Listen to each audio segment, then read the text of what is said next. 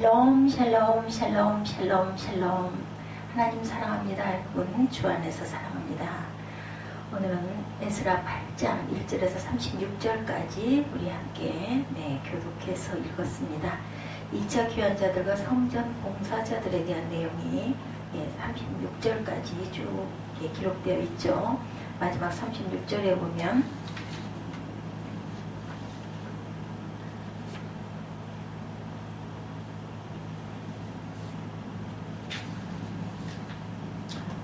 우리가 또 왕의 조서를 왕의 총독들과 유브라데강 건너편 총독들에게 넘겨주매 그들이 백성과 하나님의 성전을 도왔느니라. 이렇게 매듭을 짓고 있습니다.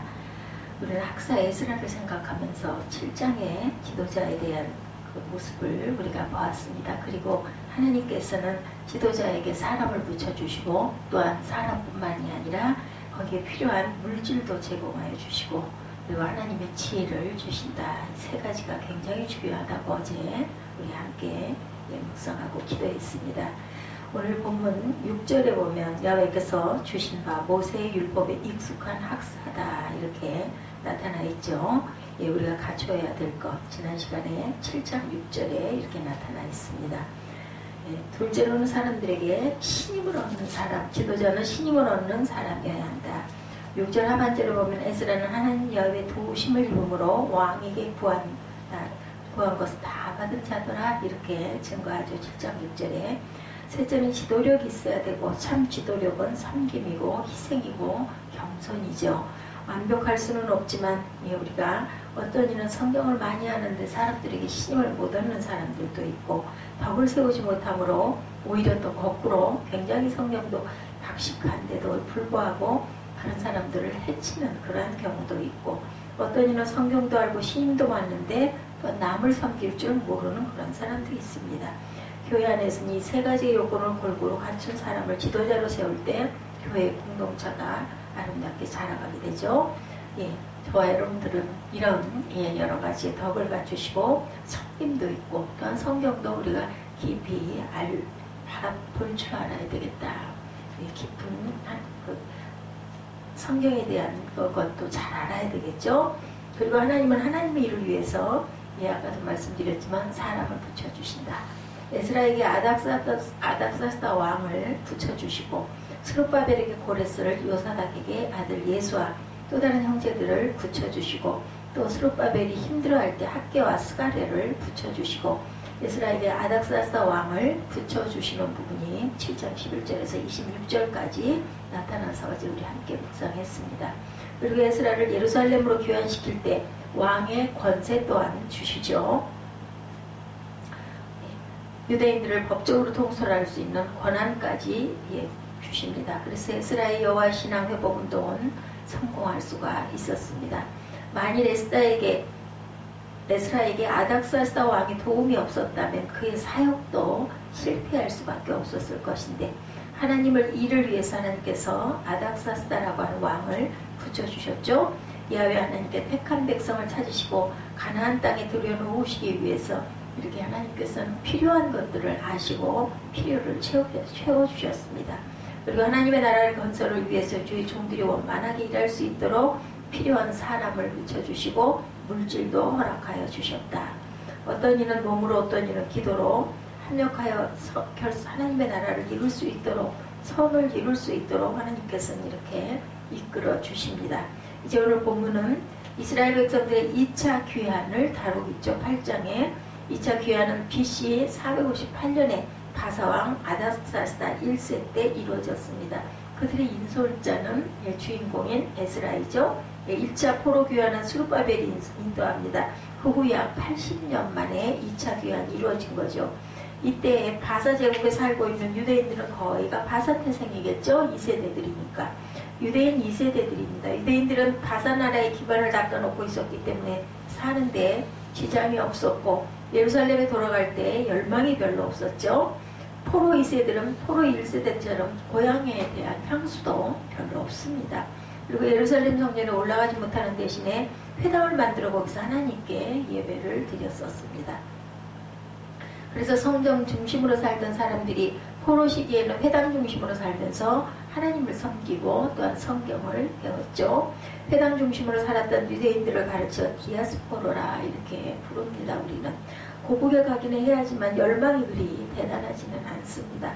그리워하기는 하지만 따라서 예루살렘 성전에 대한 열망도 별로 대단치가 않았습니다. 이러한 때 에스라 또는 몇몇 신실한 유대인들의 노력으로 당시에 바사왕 아닥사스다 1세의 조서를 받아 낼 수가 있었던 것인데, 유대인들로 예루살렘으로 돌아가게 함과 성전을 재건하는 일, 야훼 신앙의 부흥을 이루는 일을 위해서 재정적인 지원까지 약속을 받았다는 거죠. 이것은 굉장히 크신 하나님의 은혜고 역사였다. 자기 백성을 사랑하신 하나님의 구원섭리죠. 이때 2차 포로 귀환에 참여한 사람의 숫자의 명단이 1절부터 14절까지 기록되어 있죠. 남자가 도합 1773명, 1인당 부양가족 5인으로 볼 때 약 9천여 명으로 추정이 되죠. 이들이 고향에 돌아옵니다. 1차 귀환 때는 49,897명, 여자와 어린이를 포함하고 있었습니다. 2차 귀환 때는 약 9,000명, 1차 포로 수원자에 비해서는 5분의 1에 불과하죠. 이들이 고향으로 가기를 지원한 자들이죠.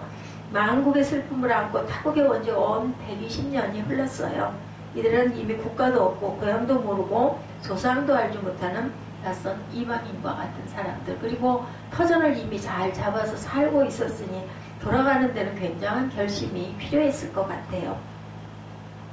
그럼에도 불구하고 모든 안정과 만족과 즐거움을 포기하고 하나님의 성전을 사모하여 예루살렘을 향한다라는 것은 우리가 지금 생각해 볼 때는, 우리가 생각하기에는 당연히 우리나라에 돌아가야지이지만 이런 그 2세대들에 있어서는 그렇게 절실하지는 않았을 것 같고 대단한 결심이 따라야 했을 것 같습니다.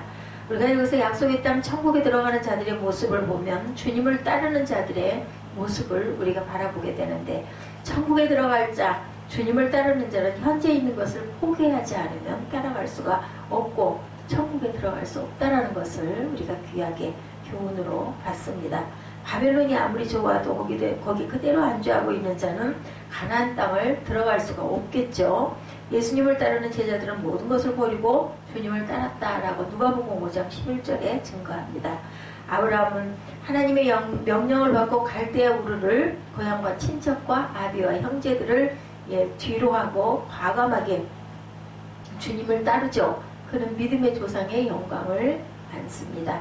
여기서 중요한 것은 세상에서 실패했기 때문이 아닙니다. 그렇죠? 하늘나라에 소망을 두는 것이 먼저였기 때문에 내가 가진 것들을 포기하고 주님을 따를 수가 있었다. 우리가 이 세상에 살기에 부족함이 없이 얼마든지 신앙생활 땅에서 하면서 잘 살 수도 있습니다. 만족한 삶, 생활 기반도 또한 안정적일 수도 있습니다. 그러나 우리가 하나님의 택한 백성, 하나님의 자녀에게 하나님께서 계신 천국을 사모하는 것이고, 하나님에 대한 열망 때문에 세상을 포기하고 새하늘과 새 땅을 바라본다라는 거죠. 하나님께서 약속하신 하늘 가나안에 그 사모하고 추구하는 그러한 삶이 되어야 되는 건데, 성경은 우리에게 세상도 하나님께 동시에 섬길 수 없다고 말씀을 하시죠. 그래서 이 땅에 있으면 하나님의 나라를 사모하고 그 나라에 마음을 두고 그 나라의 법으로 살아가야 한다.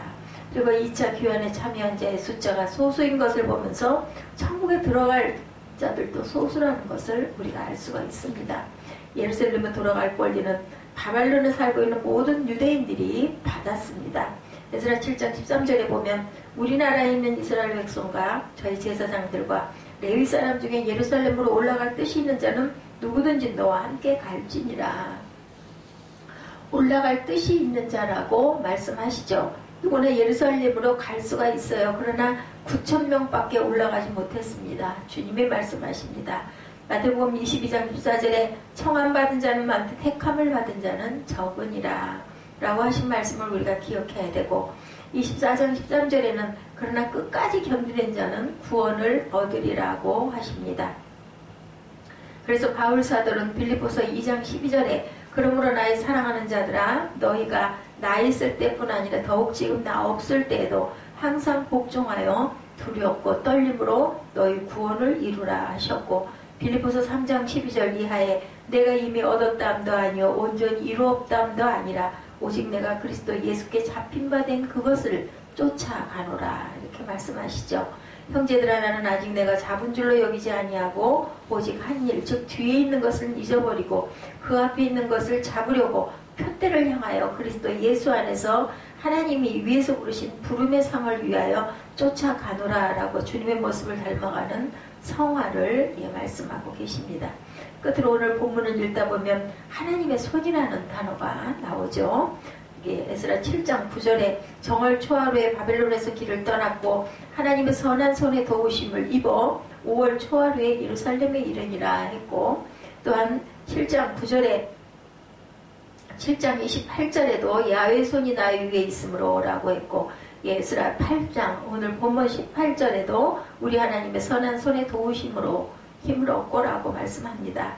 8장 21절에도 우리 하나님의 손은 자기를 찾는 모든 자에게 선을 베푸시고 자기를 배반하는 자에게는 권능과 진노를 베푸신다라고 했고, 8장 22절에 하나님의 손은 자기를 찾는 모든 자에게 권능을 베푸신다고 했고, 31절에는 정월 12일에 우리가 아하와 강을 떠나 예루살렘으로 갈새 우리 하나님의 손이 우리를 도우사 대적과 길에 매복한 자의 손에서 건지신지라 이렇게 증거하죠.